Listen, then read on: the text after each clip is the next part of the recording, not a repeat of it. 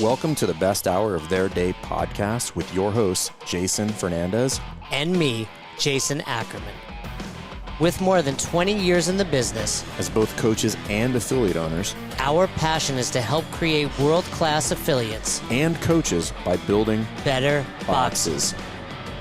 Welcome to the best hour of your day. Today's episode is brought to you by ENLIFTED. As a best hour listener, you know that training your mind is just as important as training your body.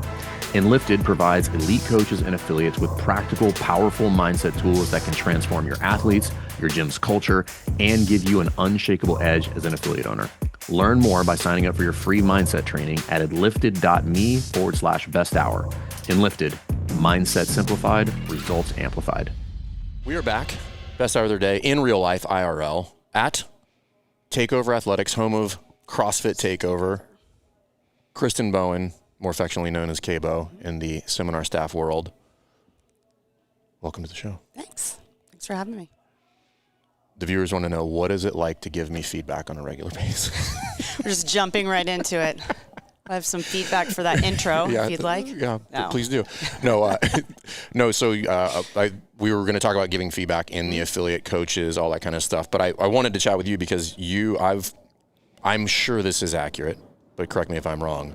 I'm pretty sure I've worked more with you than anybody on seminar staff, and it's probably not even close. Probably, yeah. I imagine so.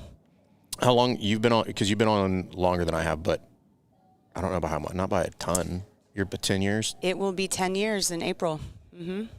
Yeah. Okay, so you're like it's probably a few months. Yeah. So I'm 10 you. years Yeah. in the fall, In like the fall, August or yeah. September or something like that. Okay. And then you've been a flow master for A little over. It'll be almost 6 years. So a little over, like 5.5 years. okay. Mm-hmm. Do you have any idea how many seminars you've worked? I do. Ooh. I'm either at 300 or I'm about to hit 300. I'm like somewhere around the. That's a big number. Yeah. So I don't know the exact. Green patch? Is it a green patch? I don't know. I remember when they gave us the little. Oh yeah. Little I know that. Ask for a new patch. No, I only have the 100 because that's the last time we had a summit. Yeah. That's like a light blue. Yeah. No. The green. No, the 200 is green. I don't know what color it is. Teal. Yes. Mm-hmm. I don't remember what the 300 was. I don't know. There was only a handful that they gave out. At that point, they probably only gave out like 4 of them. Yeah. But there's quite a lot of people now that have gotten over the 300 mark. Oh, but, I'm sure. Yeah. Yeah. But yeah, I'm right I don't know how around. many I'm right around there. It's crazy to think about. That's wild. Yeah. Yeah, that's a lot. So, and which kind of validates why I want to have this conversation, because you've 300 seminars over 10 years, all over and you've done a lot of traveling for seminars. Oh my gosh, yeah. There was how many a stretch countries of you've been time. to? 15 maybe. Really? Yeah, maybe. I would have to count. But I've been all over Europe, Ukraine. You had like a South America stretch for a while. I've been to South America, Brazil a few times, Saudi Arabia, Israel. What was that like, the Saudi Arabia? It was unique. It was interesting. Was that an all-female? It was all female. That was, for me, I know there's some female staff that's been multiple times. That was a check the box for me. Like, oh, really? Did it? Oh, meaning you're like, I'm all It was really cool, don't get me wrong. The experience was awesome, meeting all the girls there to take the course, that they were just so passionate about CrossFit. But getting there, the stress of being there, it just was, it was hard. And the other thing. It's a stark cultural shift. Yes. We had to wear a abaya the whole time, so cover from neck all the way down to your ankles, and could only take it off when we got behind closed doors. Okay, so not in the seminar setting. Correct. We had to wear it to the gym, and then once we got into the gym, the doors closed. There were no males in the gym. Right. Then myself, the other trainers, and then all the participants, normal gym clothes, everything normal. Yeah. That's very odd. Well, it's not odd. It's just like culturally it's not. It's odd to me. Right. It's very normal there. But and to be fair, that was very shortly after I had become a flow master, so I still didn't really have my feet on the ground yet. So there was a lot I know how that feels. Yeah, exactly. So now imagine instead of Dunkirk, Maryland, you're in Jeddah, Saudi Arabia. Well, that's what I'm going to feel in 2 weeks when I go to Puerto Rico to do a translated gig. And I'm like, I have no idea what anybody's saying here. I hope it's somewhat on time. But, little stressful, but definitely something where I'm thankful for the experience. My check the box was Kuwait. Oh, yeah. I was still I think I was still active duty at the time. And they're like, you're going to go to Kuwait. And I was like, I don't want to. Yeah, too bad. And I was with Jenny. She's like, I can't wait. And I'm like, of course you can't wait. I was like, I don't want to go back to work. And sleep in the barracks. I'm leaving to work to go back to work. It was an open bay barracks. And I was with her and Nolan. And Nolan was like stoked about it because we were, I think it was like his old unit or something like that. Yeah. And I was just like, I don't really want to go to Kuwait. Yeah. And then it was like that weird return where I was like, they put me in a hotel so that I could leave the hotel at like midnight. So like Sunday night. Yes. I was like, I had to be at the airport at some weird hour. But yeah, I was like, no thanks, guys. I'm good on the Kuwait trips for a while. What's your favorite one? Oh my gosh. Outside of the continental United States. Oh, outside of the continental? Cape Town, South Africa. I could see that. Mm-hmm. Is that it was pretty amazing. That's about, those are kind of like the same distance almost, I guess, like travel-wise. It was pretty far. Yeah. We flew to Atlanta, and then it was like, if I remember, maybe a 13-hour flight from Atlanta. Yeah. Okay. But it was cool. I mean, Jobst was there, and he hosted us. And is he still there? He's not. He's in South America now. Yeah. Where? I'm not quite sure. Brazil. Okay. Small country. Yeah. Just I'm not quite sure exactly. I think he's somewhere in Brazil, I believe, like Florianopolis or something. And newly minted. Newly minted. You. Mm-hmm. Level 4. Level 4. Newly minted. Yes. Newly minted. Yes, sir. Yeah. I will be proud about that one. Yeah, you should. I need to make some phone calls. That needs to happen. Yes. We won't talk about the specifics, obviously. I can't. I know. It's a rule. Yes. You signed a non-disclosure agreement when you signed up for the course. Agreement. We talked to Katie Hayes about it. Mm-hmm. And also newly minted. Also newly minted. Mm-hmm. Well, you still coach pretty regularly. Yes. How many? How many a week? 2, 3? 2 on average. Enough. Mm-hmm. 2. But for the past 13 years, I've been coaching group classes. Yeah, you have a large block of classes underneath your belt. Yeah. Was it still nerve-wracking? Oh, yes. I was so nervous. Yes. Yeah. Scale of 1 to 10, that versus like your first level 2 being evaluated. As a participant? No. Oh, yeah. Actually, you could go either one. As a participant or as a red shirt when you do the day 2 workout and the Flow Master evaluates your class. Yeah. So as a participant, I took the level 2 when it was still called the coach's prep course. I didn't really know a lot then, so I wasn't nervous. I just kind of was like, okay, let me learn. As a red shirt doing a class at a level 2, yes, I was nervous, but it did not compare at all to how nervous. You know how the more you know, the more you realize you don't know. Right. It's kind of like you go into things, you're just bright-eyed and bushy-tailed, and it's like, I'm going to run my first workout at the level 2.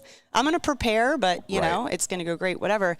Now, at this point, knowing, they give you a pretty comprehensive guidelines for what they're going to be evaluating you on. Reading through all that, knowing how stringent the raters are, how the unknown factors that I have no idea what the workouts are until 48 hours in advance.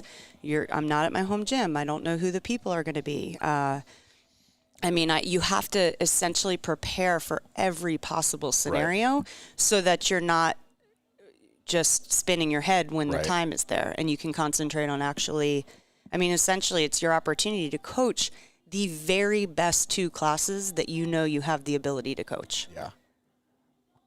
How did you feel when you were done? Not good. But I think that's the nature of everything, right? It's like, I don't know. Sometimes you finish a class, you're like, crushed it. Yeah. Yes, I agree. But I think, how you can do really, really well and get all this feedback that's super positive, and then you get that one thing, and then you just marinate over that one thing, And so I think that there was a little bit of that, and I think that's part of the process. Like, if you're not hard on yourself. Oh, yeah, you're probably living, that's la la land. Yeah, if I come out of it and I'm like, I crushed that, more than likely I didn't crush it. But if I come out of it and I'm like, oh man, this part didn't go the way I planned and that part didn't go, what that says to me is I had a pretty darn solid plan going into it. And even though it didn't go exactly how I wanted, because my plan was so solid, I think that it clearly went better than I thought. Yeah. You passed. You are, in fact, level 4. Yeah. Do you remember what you were immediately post-class, you're like, man, I missed the mark on that?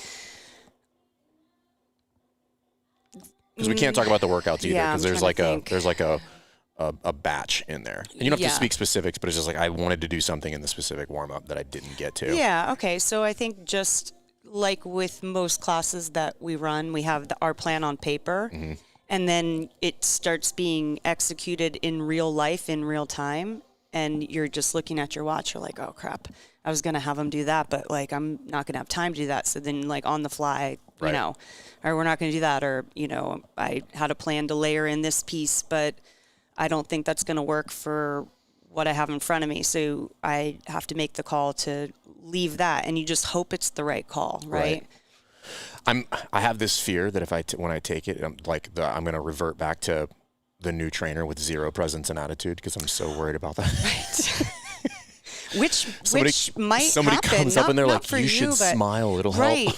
And I imagine, and that's part of it, right? Like presence and attitude is one of our criteria. That is important. And so if you have everything, you have your plan, you've studied, everything technical is there, but you're so nervous that you can't lean on that preparation and then turn on that button. Like, not autopilot, but like I've done this 10,000 times. Right. Yeah. And I'm going to lean on my preparation, and I hate to say fake it till you make it, because you're not faking it, right? We don't want people to fake it, but there is an element of I have to still show that I can do all these things and be comfortable doing it, and not let, I say participants, not let the people in the class feel that I'm nervous. Not let them, they should just feel like just a, was it like, was it intern level nervousness? I was more nervous. For the level 4? Yeah. I don't know. I don't know why. Lot. Yeah. I was nervous. Now I'm nervous. Yeah. But I think you should be nervous. I know. I do. I think if you're going into I fucked up in the internship. I know. Everybody knows. Everybody knows. But look, you're still here. I made it. You know how to do a kipping pull-up. I do. Everything is fine. You should tell that story, because it's just funny. Okay. I was super new. Yeah. I mean, probably for sure less than 10 seminars. Oh, I think it was less than that, because I think you were just demoing. Like you weren't even giving the pull-up station. And I think I was probably a little butthurt, because maybe like within 1 or 2 seminars, either front or back. I think it was before that. Might have been my first seminar. Cherie Chan. I was just going to say, this was probably my first time giving feedback to you. Oh, okay. This is perfect. I had the one before I had Cherie Chan literally pulled me off of the GHD demo. Oh, watch it, and she was just like, no. Yeah. And I was like, what? She's like, that's unacceptable. And I was like, devastated. Yeah. There's a big level, I mean, not to like kind of go off course here, I'll tell the story. Yep. But don't you think when you get on staff, there's such a big level of, you have to be like a certain level of a trainer to get on staff. You have to have a certain amount of knowledge, right? Yes. And so then you start, and now you're a beginner again. Oh, it's and it's a hard transition sometimes for a lot of people. You're to me. This guy. Yeah. You're the worst. You're the worst person in the group. Like you are, and it is painfully obvious humbling, to you right? and the group that you are the weak link. Nobody says it. Nobody treats you that way, but like it's understood to be like, you're the moron in the group. Yeah. And then that, so like, I forget, it was like, we were in a gym in Charlotte somewhere. We were in Charlotte. And I was running the pull-up. They had like yellow colors in their affiliate. This is like 10 years ago. Oh yeah, I remember it really very clearly. Not Max, it was like Max something. I don't know. I don't even think we go there anymore. No, we don't. I can't remember the last time. That was probably the last time I was there. I think maybe like Donnie was gonna give it, and I was like demoing. No, I was giving it. Oh, you were giving it. Are we talking about the pull-up Yeah, now? yeah. Yeah, because that's what was happening. Like, there's a lecture going on in another room. So you and I came to the space where we're going to do the pull-up breakout, and we're going over the progression for the pull-up. That's right. Okay, first we're going to kip swing, show me that. Right. Then we're going to do this. And that was when we used to do the bridge on the floor. Remember the hip bridge? To get the hip open. Right. And so then once you do the hip bridge, you get onto the pull-up, and you have to show the translation from that floor drill onto the pull-up bar, getting the hip open. Well, this guy is just doing the old strongman pull-up where he does the pull-up but keeps the hip closed, feet are up, whatever. And I kept telling you, You're like, nope. You need to kick your feet to the ground. You need to get your hip open, whatever we were talking about. And you just couldn't correct it. And you're getting so frustrated. But like, we had to get it right because we were about to demonstrate this is the part of the drill that we want the participants to do. So you have to be able to demonstrate it in that way. And you drop down and you look at me and you go, I know how to do a kipping pull-up. And I remember your face vividly, and you're like, noted. I don't think you do. Like, do ya? Not the way you need to do it today, sir. You might be doing a version of a kipping pull-up, but this is not in fact it was so funny. I was like, okay, calm down. Yeah. And let's talk about how you're not doing it the way in which we need you to do it. Oh, you're doing something, but it is in fact incorrect. That's concluded our very first feedback session with each other. Oh, man. It didn't go well. I corrected. Yeah. I think I did. Yeah. But no, you did. Once you so understood what we were talking about. That's a running joke between Kristin and I. Like something like somebody's like asking a stupid question. I'm like, I know how to do a kipping pull-up. I know how to do a kipping pull-up. But that's so you've given a ton of feedback over the years. So as a coach to athletes inside of the affiliate, to other trainers in red shirts, as a flow master to other trainers, and then you're currently one of your roles is part of the after action review kind of team that sees all of the feedback from seminars that comes through for all seminars, right? Like every weekend. Yes. So the seminar ends, the flow master will write an after action report.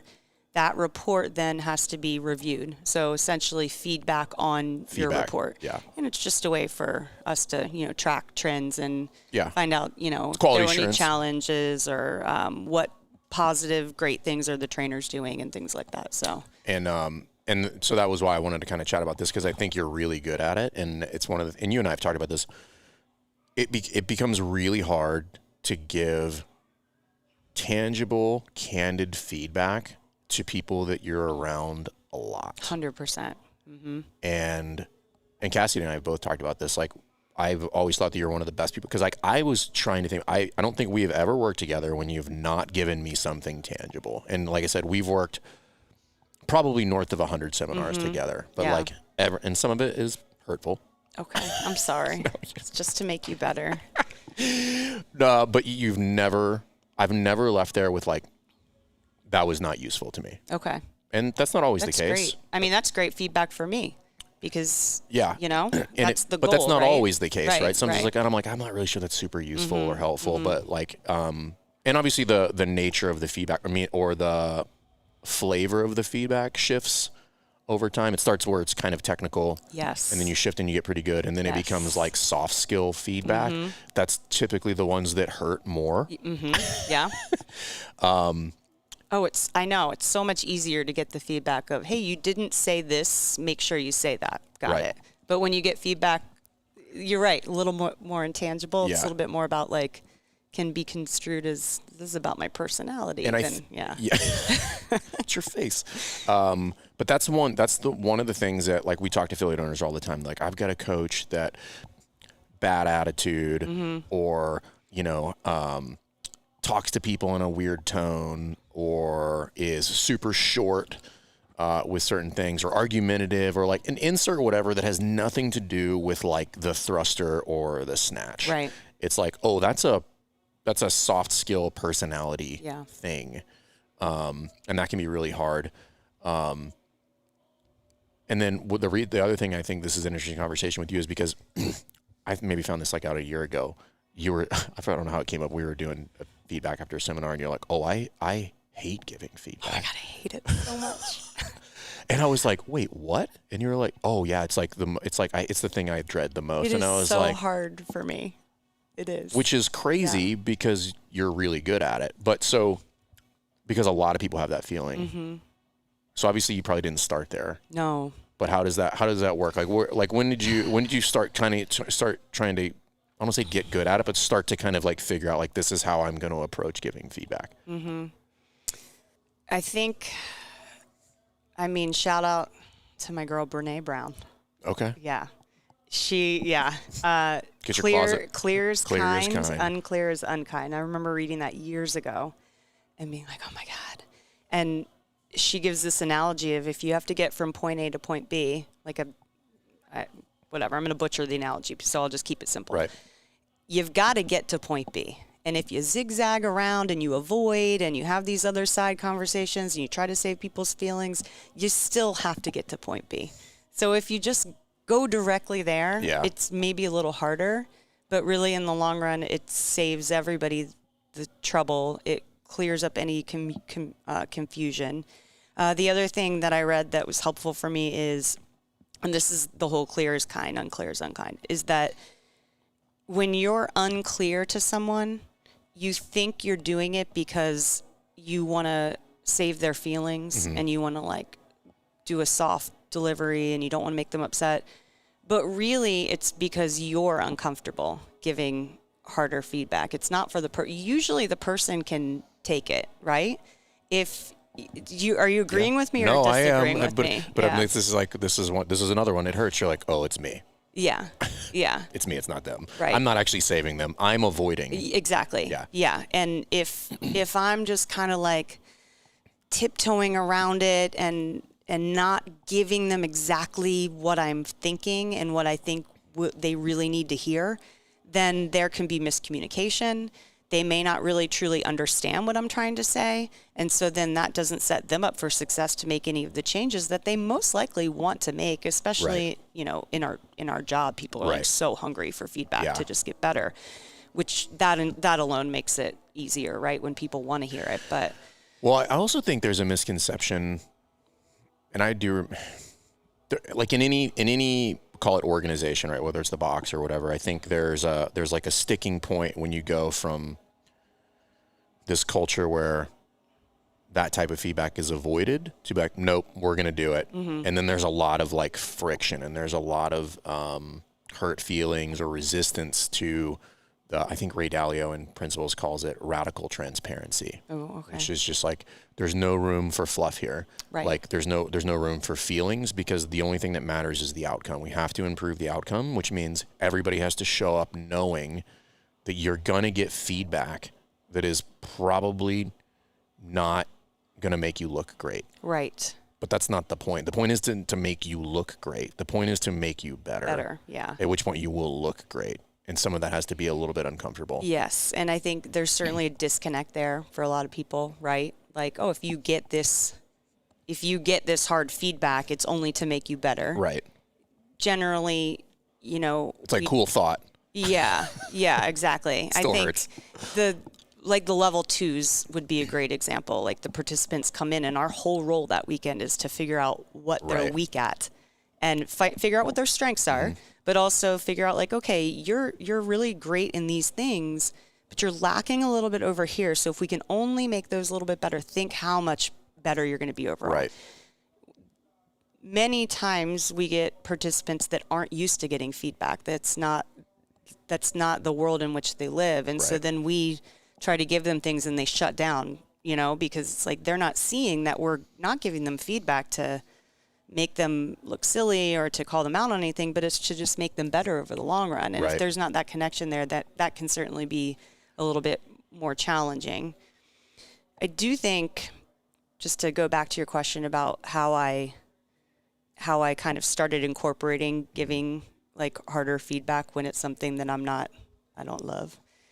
Well, for the record, I'm not sure anybody really loves it. Yeah, I agree. Like nobody likes there's probably some weird person who's like, I love uncomfortable scenarios, but I'm like, at the end of the day, like, I think that's kind of bullshit. Like, I don't know anybody's just like, man, I can't wait to have this uncomfortable conversation. Yeah. Like but you do it. You get better at it, and you get better at tolerating it. Right? It's the reps. You start to realize that and there's a disconnect a little bit. There was for me, and there still is a little bit, right? Like there's this disconnect between like intellectually and emotionally. Like intellectually, I know I know that these are the things I need to say. I know that this is gonna, this is the best way to do it. Clear as kind, all this stuff.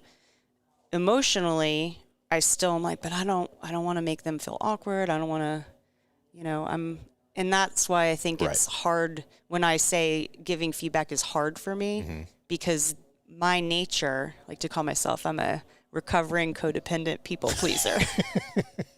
So my nature, which you could probably see, right? You are. Is like people pleasing. Right. And I've done a lot of work on myself to get better at this role. It's not like, I'm going to go in and I'm going to do all these reps of giving hard feedback, and eventually it's not going to be, you asked how long I've been Flowmaster, almost 6 years, and it's still hard for me to have hard conversations, especially with the people we were talking about where it's more intangible. It's more about soft skills. It's like, hey, on paper, everything you did was fantastic, but here are some things that could make you better. I'll give you guys an example. Yeah. So I think you and probably Nicole Gordon. She's another one who's Mama Gordon. She's a little bit rough around the edges on the feedback, but it's good, But you had given me feedback, and you're like, hey, you look really lax when you do certain things. And to your credit, you were like, I know you're not doing it on purpose, but it's perceived as you're just lax. Perception is reality. Perception is reality. Right? And so I believe the scenario was just like, hey, it was very simple. You're like, don't lean on the pull-up rig. Or like put your hands in your pockets. Yeah. And I was just like, but I like to lean on the pull-up rig. Like it's my whoopee. It's my blanket. Yeah. And my fingers are cold. Like I don't care that your fingers are cold. Take them out of your lazy. pocket. Yeah. And so that's it, right?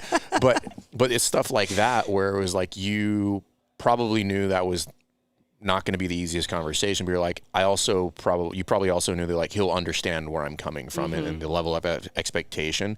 But you also did a good job of explaining like it wasn't about like you're lazy. Right. It's about like it looks to the participants like you're lazy, at which point it impacts their experience inside of this seminar setting where we're here to bring the heat. Even if they can't put their finger on it. It's little things like that throughout the weekend that contribute to just the overall feel of everything. Yeah. And those things are important. All right, guys, if you like this content, please subscribe to the podcast. But understand, we work with affiliates. If you are interested in building your business, understanding strategy, building a better community, and building better coaches and careers for them, hit the link somewhere around this video, and we'd love to have a call with you. Every CrossFit affiliate knows that mindset is either what limits or unlocks an athlete's potential. But the problem is most people can't give you a simple and clear definition of what mindset is. And most coaches don't have a repeatable or practical tool to consistently train it. ENLIFTED is here to help you solve that. ENLIFTED is here to help box owners and their coaches become world-class mindset pros by creating a simple, repeatable system for keeping you and your athletes focused and confident. You see, ENLIFTED's definition of mindset is simple. Mindset is the story that you tell yourself. And our good friend, Mark England, who's the head coach over at ENLIFTED, will show you how simple words and better breathing can help create better stories and ultimately better performance for you and your athletes. If you want your athletes to stay engaged longer, if you want them to be more consistent with their results, if you want your current members to stay with you longer instead of you having to chase down new ones, mindset must be a part of your business toolkit. At Best Hour, we use the ENLIFTED method all the time. We have our own personal program inside of Best Hour, and a lot of our coaches have been trained personally by Mark. We literally use these tools every single day. You see, elite coaches must have the ability to get past their clients' mindset blocks, whether it's an athlete who's sensitive about their weight or coming back from an injury, or even if it's something outside of the box that's affecting their performance inside it, you must have the tools to empower that athlete where they need it most. So if you're serious about building a top-tier box with an elite mindset culture, upgrading your team, and supporting clients at every level, ENLIFTED is for you. Head on over to enlifted.me/best hour and grab your exclusive free mindset training. ENLIFTED. Mindset simplified, results amplified. So like inside of do you have a framework for when you give feedback? Do you have like I try to lead with the compliment sandwich? Yeah, something along those lines. Maybe it's not the compliment sandwich, but do you have like something like a framework that you use when you give feedback? Probably a little bit like the compliment sandwich. Like I try to lead. There's a lot of research on the different ways to give it.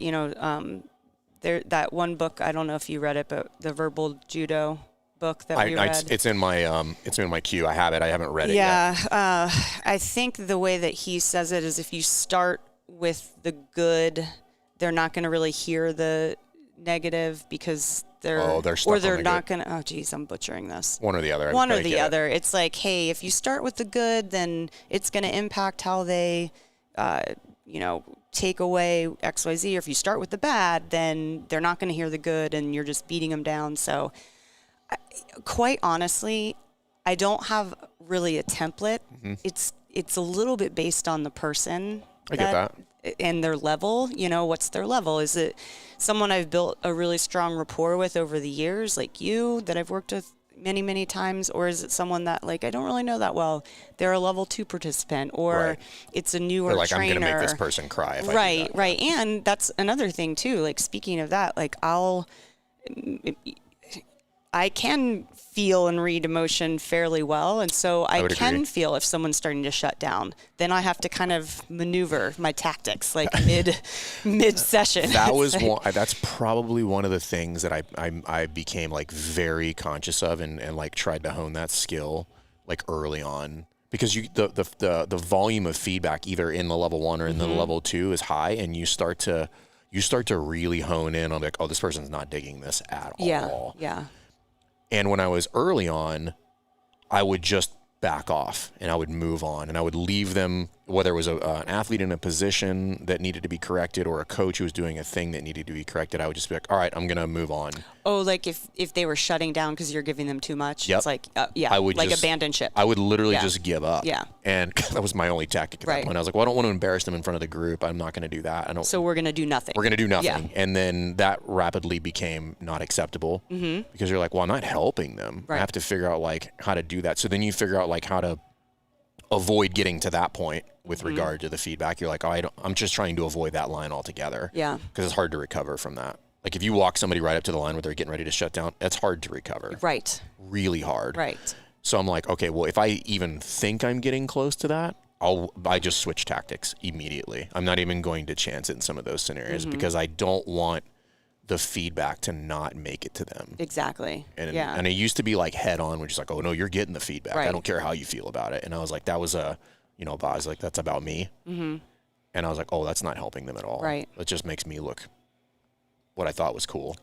Makes me look like a dick. Yeah. Yeah.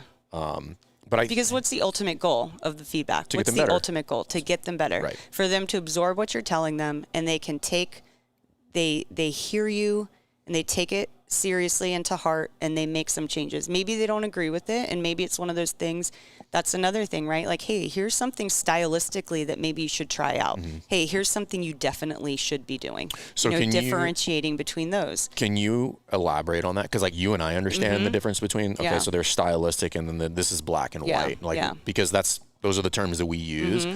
But I think a lot of people miss the opportunity to delineate between the two because it is a bit of a buffer when you're giving feedback. It's just like, hey, I'm going to switch gears now on how this piece of feedback can and should be received. Okay. So can you delineate for people, like a coach who's like trying to give feedback but struggles, they're a boxer or whatever, like the different types and how you approach them? Right.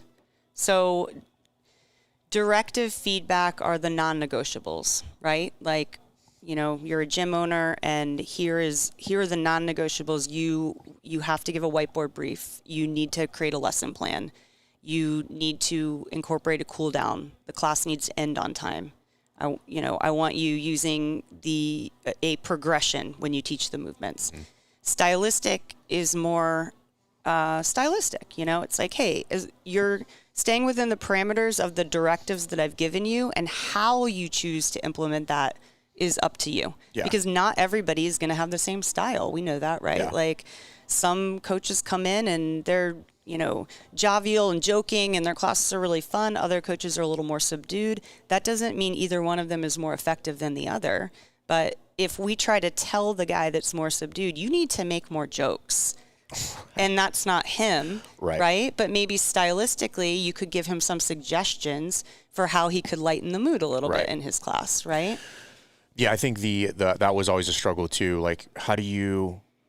It's like objective versus subjective, or like when Todd Whitman, I think in the last, he was just like, "Hey, you're giving your opinion. Nobody cares." I was like, oh, duly noted. And that's what I think about it. I'm like, is this my opinion on how this should be done? Or is this how this is supposed to be done? And if it's in the, like, oh, that's a debatable topic, it goes in the stylistic bucket. And then it just becomes more of a suggestion, be like, hey, this is what happened. Here's potentially another way or another tool to use that, is kind of like the way I've found to kind of like deliver it, which is like, it's not wrong, right? Arguably suboptimal. If you wanted to improve that, here's another option. You can use that. I still want to improve, but you could try it this way versus like you started at 4:01 and we start class at 4. Yes. Right. That's directive. And I think to your point, your delivery is in how you're saying that. Here's another way. You don't have to do it this way. That is very important for the people receiving the feedback to know without a shadow of a doubt what is directive, what is stylistic, right? What is your opinion? You know, you're using your experience to offer them some suggestions for how maybe they could improve this one thing, this second thing, this third thing, or, you know, this is a non-negotiable. It has to be done this way. I struggled with that early on, giving feedback, even the affiliate too, like separating those two. So it was just meaning like there was just a laundry list of things. And there was no clarity on what was what. Oh, yeah. It was just a laundry list of things that I saw that were wrong, half of which were my opinion, half of which might have been directive in nature. Then you're leaving it up to the receiver to make that choice. And then they're going to, you know what I mean? Well, it's just, it's confusing for them. So confusing. And it also becomes harder to provide, like, what's the solution? Yes. Yeah. Like, they're just like, oh, well, thanks, but no. That's not helpful. And that's another thing. I mean, actionable, right? Like making your feedback actionable. If you just tell someone, hey, I want this to be done, and you don't tell them how to do it, it's like, you know, open your hips. It's like, great, got it. Like, how do I do that? Squeeze your butt, jump higher, lock your knees out, whatever the case may be. You give, and that's feedback, right? Like that's feedback. Telling your athletes how to move better is feedback. If you're giving these bigger picture feedbacks for how to run the class, or you know, how to coach, or lectures, or whatever the case may be, and you're giving them something, but you're not telling them how to do it, you're leaving something out on the table. You're not doing your due diligence in helping them get to that next level. Yeah. You know, and sometimes the directive, it's like, you need to do this, and then the how to do it becomes subjective, you know? Oh, yeah. Yeah. The directive is be on time. How you choose to be on time is up to you. Yeah. Here are some suggestions. But be on time. Leave your house earlier than you think you need to. Plan accordingly. Yeah. Put it in your calendar.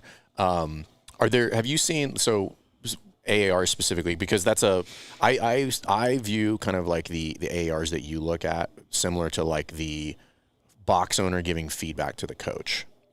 Meaning there's a difference between, okay, I'm a coach, I'm giving feedback to the athlete. That's one within the class. Yeah. There's kind of like peer to peer, and then there's like kind of like boss employee type deal. Yeah. Are there like common trends that you see where for like newer people who start in those roles or whatever, that would be helpful for people to like either try to avoid or like try? Because I'm always curious about that, like reading through the feedback. I'm like, you have to see trends. I'm curious what they are. So I'm not quite sure I understand your question. For a boss, like a gym owner giving feedback to one of their coaches? Yeah. So like, do you, like, for instance, like, and I'm not saying like what does the AR say, but like there's obviously trends there. And I that relationship of like flow master to redshirt is akin to box owner and head coach. Yeah. Yeah. And then, so I would imagine that the feedback or the trends that you would see there would also be trends that you would see in the box. Yeah, there's some similarities, right? Where experience level really comes into play. Like, you're going to see some of the flow masters that have been doing this for 10, 11, 12 years. The feedback that they're able to pull out and the things they're able to pinpoint and the themes that they're able to see are so much deeper than maybe the flow masters that come in and they've only been doing it for a year or two. You know, it's like focusing on just more kind of pointed, like more tangible items, right? Not as deep in with themes, if I'm making sense there. I think so. Yeah. So let me kind of go a little bit further there. If you're watching an athlete, just to give a little comparison, not an athlete, if you're watching a coach, you're watching a coach a class, you're going to give them some feedback on their class, right? And they're a pretty new coach. You know, they've been coaching a couple years maybe. Your feedback for that coach is probably going to be drastically different than if I'm watching you coach a class, or I'm watching Andy, the owner here. Right. You know, they've owned this gym for 13 plus years. Yeah. When I watch him coach a class, if he wants me to give him feedback, it's on him. I'm peeling layers back, right? Because he's mastered the basics at that point. And it's kind of the same thing. Like, the more experience you have, the more those basics are mastered. So we don't even have to, you know, that's housekeeping, right? Like, making sure, like, okay, are you still there? Are you, Fern, are you still using your progression when you know, did you see those people with their knees touching each other while they squatted and you made a correction? Great. That's all at this point in your journey. That's all to be expected. Same thing, regardless of what it is. And so then it's like, all right, now we've got to, again, like, peel the layers back, and how can we continue to make that person better? It's meeting people at their level. And so I'm not sure if I'm exactly answering your question. You are. It's like there you have to, but I'm trying to think of, like, organizationally, like, for a new coach. Like, I look at that and I'm like, what helps me is, obviously, we don't need to reinvent the wheel. 6 criteria. Yeah. And for newer coaches, it might be for newer coaches, it's probably going to be heavy. Let's call it, if we say teach, see, correct, group management, presence and attitude, demonstration on one column. For the newer coaches, it's probably going to be heavy on the teach, see, correct, deficiency. Yes. They're not to say there's not going to be deficiencies on the other side, but those are going to be really glaring. Where a more seasoned coach who's like, they've got these things kind of down, now we kind of move over to be like, hey, logistically, you could do yourself some favors if you maybe looked at it this way, or presence and attitude. Like, consider this, like, you're like, an example would be a coach who's pretty seasoned and they have you're in the 5 p.m. class and all these people are, like, you know, OGs. Yeah. And you're like, you're kind of mailing in the specific warm up here because they all kind of know what they're doing. And the feedback, I mean, I'm just like, what I would do is, like, obviously it's a different group. I'm not saying that you have to take them through a extremely long progression with a PVC pipe, but you need to coach them. Right. Like, give them a barbell instead. Teach them how to cycle the barbell. Like, switch the tactic, but, like, the basics still hold. You have to teach them. You have to teach them. You have to teach them, and you have to correct them, and you have to do it that way. So I think that's where it gets a little bit lost, because, you know, like, I'm thinking of box owners that we work with. They're like, well, I can think of 2 specifically where they purchased the gym, and now they have coaches that have far more experience than them. Yeah. I'm like, well, how do I give them? That's hard. Yeah, it's super hard. That's really hard. How do I give them feedback? I'm like, probably start with directive, because it's just easy. Something that's, like, not arguable. Like, there's no debate going to happen after. You'll be like, hey, I saw that we started, like, a couple minutes late. We start on time because people have places to be and do all that. And just start there, because it's not something we're going to have a conversation about. Right, exactly. And the things that are directive like that, too, allows you to start to then build a little bit of rapport, right? Like, you get a little street cred, because it's like, here's how we're going to run it. Here's how it needs to go. If you jump right into it, and it's like, now I'm giving feedback to someone who has more experience than I do, and you're giving them all these, like, subjective kind of suggestions, like, even if they're valid, many times that will be met with, like, a closed door. It's like, you don't know as much as I do. You're new here. But if again, that's why it's never a bad idea to kind of go back to the basics and look at, like, are they running their class on time? Are they doing, you know, just all those very clear on paper measures, like, cover those first. And then once you have that, because that's hard to go. I think regardless of the scenario, many people have been in that scenario many times, where you're now put into a situation where you have to give feedback to someone that has either been doing it longer than you. I had to give you feedback. Yeah. Like, yeah, you did. Like, as the flow, basically, it went in one ear, one out. Yeah. No, You're just like, I didn't pay attention. Like, you did? Yeah. But I had to give you feedback, and that's I was hard, like, right? it's really like, hard. Yeah. I'm like, man, I gotta get dialed in here. Like, I can't. And I looked at this. Mail it in. I can't mail it in, and I was like, and just professionally, I was like, I owe her that, because she's given me the common courtesy of doing that for me. So I need to. It can't just be like, well, you didn't do this, or like you. And it's like, no, it needs to be like some meaningful feedback that's, like, actually gonna push this forward. And I think that's where you can get stuck, but like, you just have to like try your best. Yeah. Like and here's where I think that's valuable is that here's what I think is really cool about the CrossFit community. I think everybody, regardless if they've been there for one day or they've been there for one decade, everybody understands and recognizes effort. And you might not be doing a good job. Right. But if you're, it's very obvious. and you care. Right. It's very obvious that this person is trying. Yes. And it's like, people will cut you a break. Yeah. And that's well, the way. And that's something Todd Widman put out to us last year during a Flowmaster meeting. Assume positive intent, and I've heard it from other places as well. But it's like, man, if that's not something to just hold on to, right? When it's assume positive intent. Like maybe they're not doing it the way that you know is the best way, or whatever the case may be. But generally, in this community, people do. They didn't walk out there like, I'm going to try to suck today. Yeah, I'm going to run the worst class I've ever run. It's going to be funny. Everyone's going to, it's like, no, people genuinely, or generally, I should say, are doing the best they can for what they have in front of them at that moment. And that's going to change from time to time, right? It's the whole idea. It's like, assume positive intent. Somebody cuts you off on the highway. Instead of getting all mad, it's like, well, maybe something's going on and they're on their way to the hospital. Right. You know, you just don't know. Yeah. And so I think when you start thinking about it that way, it really does help you kind of approach hard feedback with more of a blank slate so that you're not emotional and you're not, and I did want to speak to what you were just saying about giving me feedback, right? It has to be meaningful, has to mean something. And I think if we're talking about the gym owners who are trying to create that rapport, and if you ask yourself, is this feedback, does it have purpose? Is it going to make them better? Or am I just giving feedback for the sake of giving feedback? Because people can see through that, right? Like if I'm just trying, and I'm talking about now we're peeling apart the layers, right? Like you've got everything, your lectures are dialed in, you're hitting all the points, like the timeline is there, whatever the case may be, whatever I'm giving you feedback on. And I'm like, God, I got to find something for them. And then I give you something random and dumb. You're going to be able to see that. And that's not going to mean anything. I'm going to say that you. was random and dumb. Yeah. Like, hey, Fern, when you write on the board, like, the writing just slants a little bit to it is, which is accurate, by the way. Right, but it's like, is the feedback you're giving to that person going to make them better? Right. Or are you just giving them something to give it to them? Yeah. I look at it through the lens of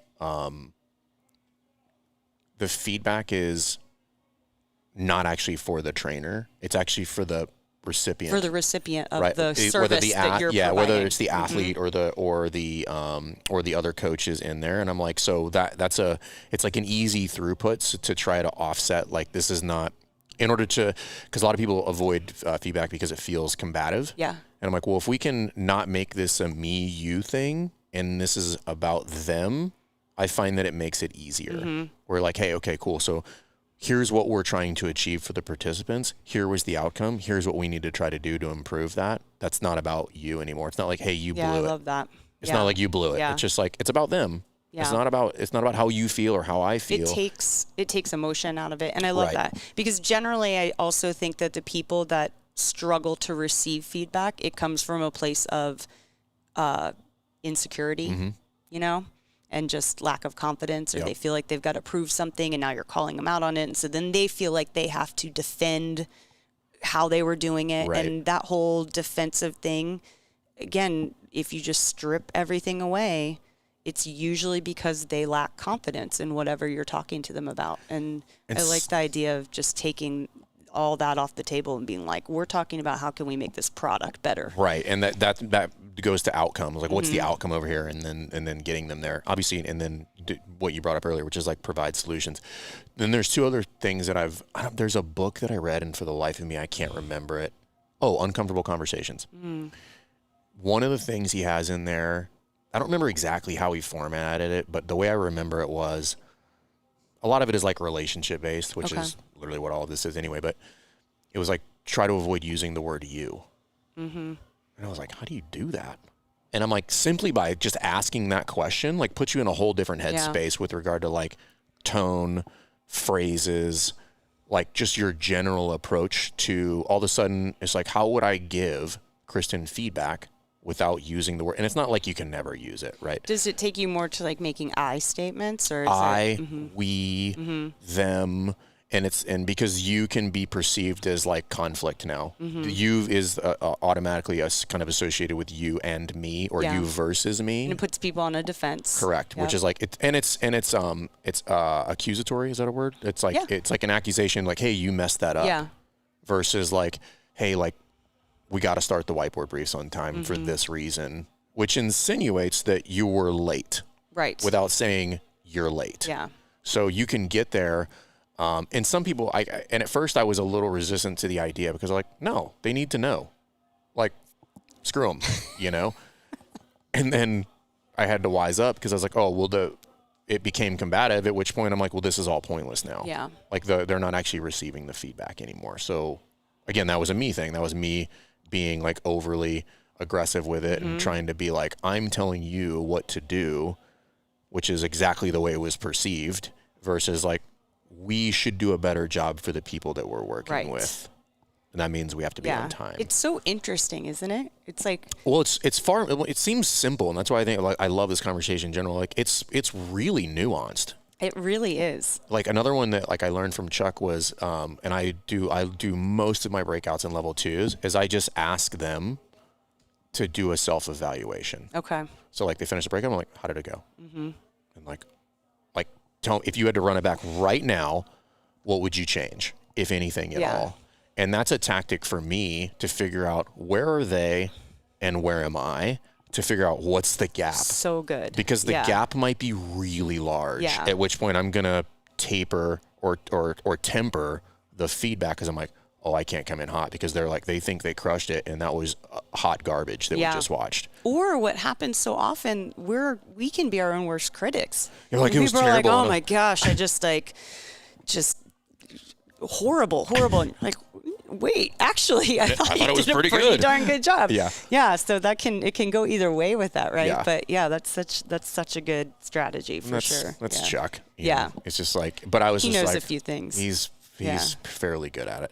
But that was always one that I took because it's like it's kind of an icebreaker, and it kind of gets them the opportunity to like lead a little bit. And so that's what, if I give feedback to coaches on the floor, I'm like, what did you like it? Yeah. Did you like your class? And if not, why? And then it makes it easy on me too. Yeah. Or if they're just like, I didn't like this, I'm like, I agree. Here's a couple things where you could kind of like tweak that up or save some time or think about moving those over there. And they're like, oh, cool. But that was their idea. Yeah. Not mine anymore. Yeah. And I just get to help provide like Right. the improvement, instead of being like, you really blew the logistic plan here. Like, this is a shit show. And it allows you too to see what their level of self-awareness is, you know? That's the key. Yeah. And that's what we were talking about with, we ended it the other day with the lesson plans. Like, that was something that really, James Hobart told me this years ago. I think it was in a level 2 setting. It was just like, hey, every coach will run over on timeline. He's like, I don't care if you run over on timeline. I care if you know why you run over on timeline. So good. Yeah. And it's like such a simple statement. Yeah. But it speaks to that, what you just said, which is like the self-awareness piece, which is like, that's another level of professionalism that you're trying to develop. It's just like, you ran over, so what? Right. Everybody runs over. It's like, it's not about running over. Why? Why did we run over? How can we fix that to move that? Because it puts them in a different state of mind with regard to, like, you know, being actively engaged with the thing they're doing, instead of just like mindlessly drumming around doing nothing. Right. It's just like, do you used to give feedback here? Or do you do coach evals? Sometimes, yeah. We're going to start something coming up pretty soon, I think. A little bit more of a structured, I think at any point I could come in and give But you're not like actively but I'm not giving? actively doing it, no. Have you gone through would like bouts to. of that? Yeah, a little bit. Not too crazy, though. I would What like are some to of do the it common more. What are some of the common themes that you've seen?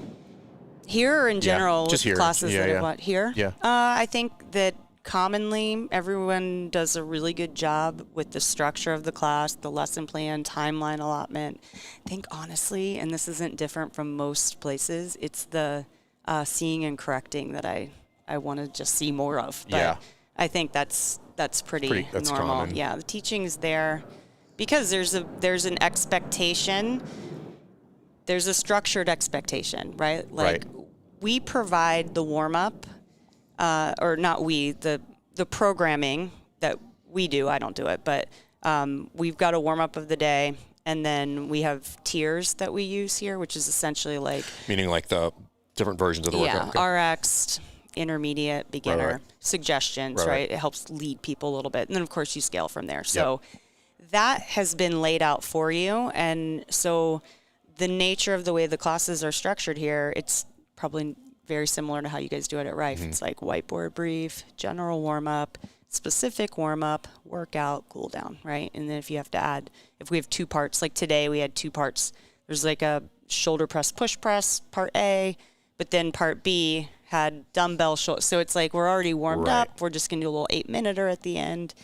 And I forget what the question was. Where was I going with this? Oh, yes. Generally speaking, so like everybody does a pretty good job with the structure of the class. Not shocking. It's worth noting, like, what's the most? 3 people or 4 people here? 4 seminar staff. 3? You, Courtney, Sarah. 3. Yeah. Yeah. Okay. So at one time. Yeah, all at the same time. So all like, at the same time. So like so high caliber coaches. So everybody else kind of started. Like watches that and they're like, I'll probably just do that. Right. That's like and if you kind of backtrack everything, right, it's like, well, Andy and Ryan, who are the owners, they learned from Sarah, and Sarah learned from, in California, Pat Sherwood and Joe Alexander's and, Chuck and all those guys. And so it kind of trickles down, right? So there's an advantage there where if like you learn from the people that were the OGs. I feel like we're kind of the same way. Like we have a similar, like, not lineage, but like a similar advantage. I like lineage. I like that lineage. I do like lineage, but there is a lineage. But I do think we have the same kind of advantage where like that has just like bled down. Yeah, and so it's like I don't know any other way than to coach a class that way. And it just happens to align with the best way to do it. No, it just happens to align with like an effective way that we recommend coaching a class. So I've never not coached a class that way. Turns out it works. Yeah. I asked Denise the same question, and I'm curious what your thoughts on her. Because it happens way less now, but it still does happen. We get questions about like females giving feedback to males. Oh yeah, that's hard. Why? It's a hard. It's not hard for me. Right. It's a hard answer to give someone because I just think that there's a lot that comes into play, right? What are the personalities? What are the and actually are they both I remember A-type as well. Right. And like what's your relationship? Like do you guys know each other? Or there's so many things, but I mean, is the question basically like how do you handle I'm actually like increasingly thinking that it's not a thing and we've just made it a thing. Meaning like I'm not saying it's not a thing. Yeah. I'm saying that like it would the scenario would still exist if you just replaced the female with another male where you just added where the context was exactly the same, where there was like no relationship, one was junior, one was senior, there might have been some conflict there or some passive aggressiveness there. And I'm like, well, either way, it's going to be the same. Yeah, and perhaps you could argue that we're quick to be like, oh, well, he's not listening because she's a female. Right. Where it's like, maybe he's just not listening because he doesn't want to take feedback. Correct. However, I will say I've been in multiple situations over the years where I have given feedback to someone, whether it's in a class, coaching, like, hey, open your hips or whatever the case may be. Or feedback to beyond that. Right. And I got met with a wall, and then a male coworker would come up and give almost the exact same feedback, and then they'd be like, "Oh, thanks, man, that's really helpful." And it's like, nothing Hold will this kettlebell. heat me up faster. I just said that, Josh. Oh my gosh. Literally those same words. One of the analogies I've heard about like my personality type, I'm an Enneagram 9, but there's, just other different personality types. It's like, hey, it takes a lot to blow my fuse, like to. Oh, I've seen it. And the reason is the fuse is just much longer.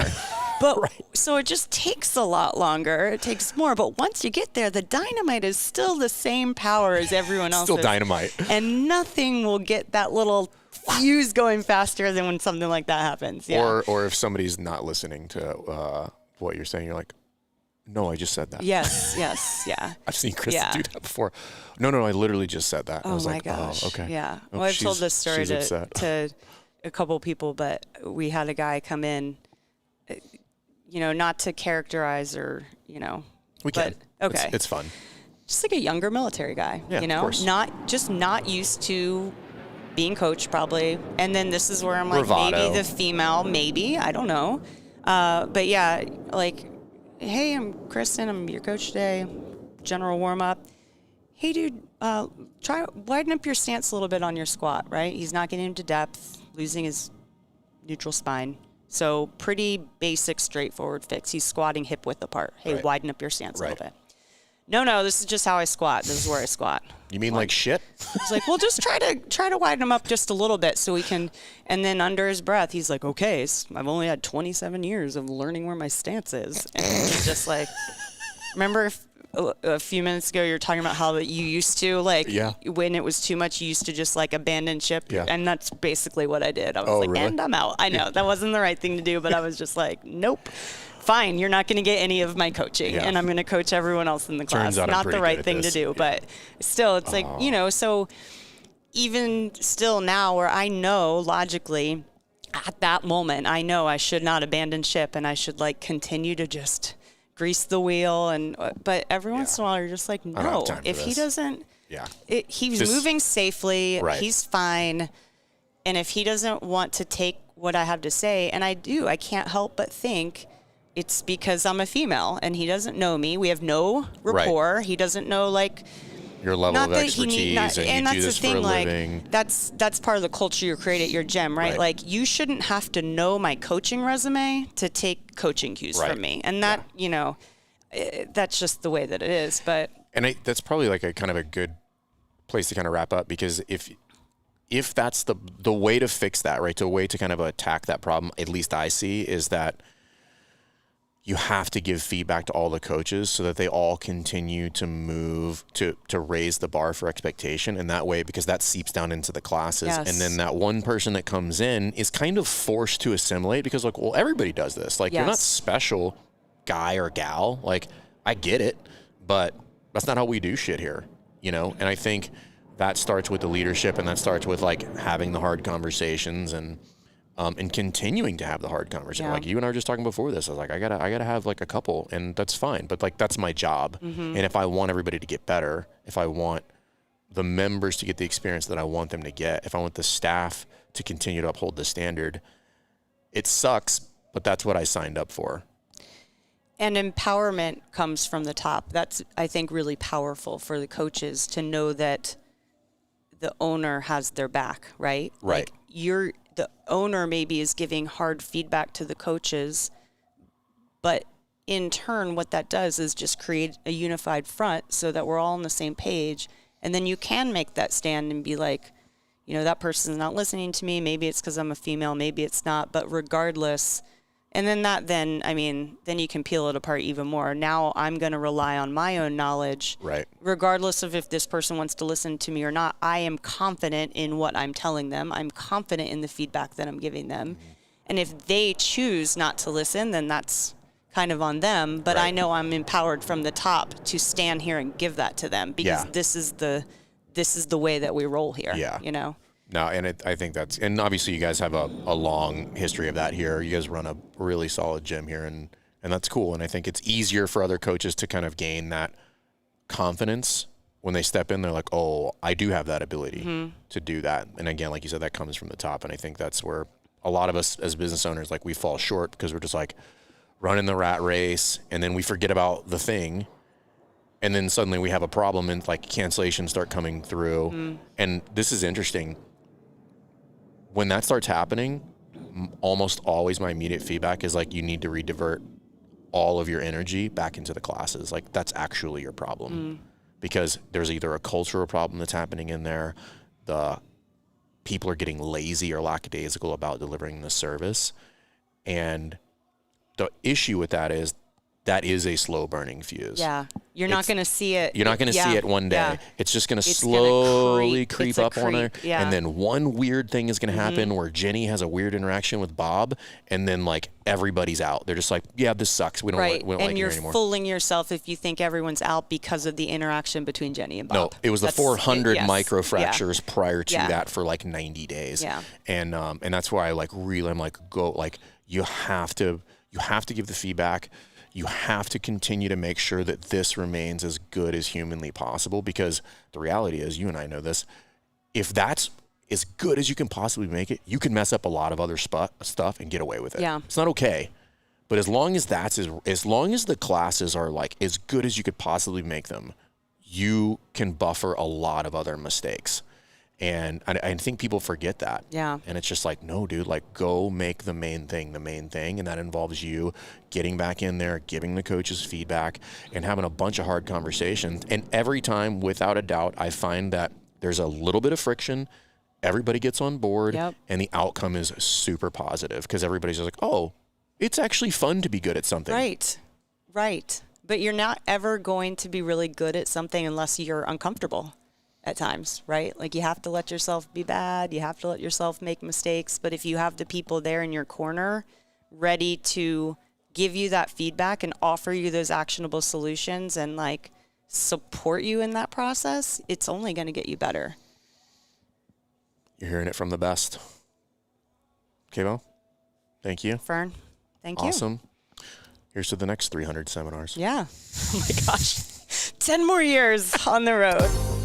Big thanks to our friends at ENLIFTED for supporting today's show. ENLIFTED provides elite affiliates and coaches with practical, powerful mindset tools that can transform your clients, your culture, and give you and your athletes an unshakable edge. Learn more by signing up for your free mindset training at enlifted.me/best hour.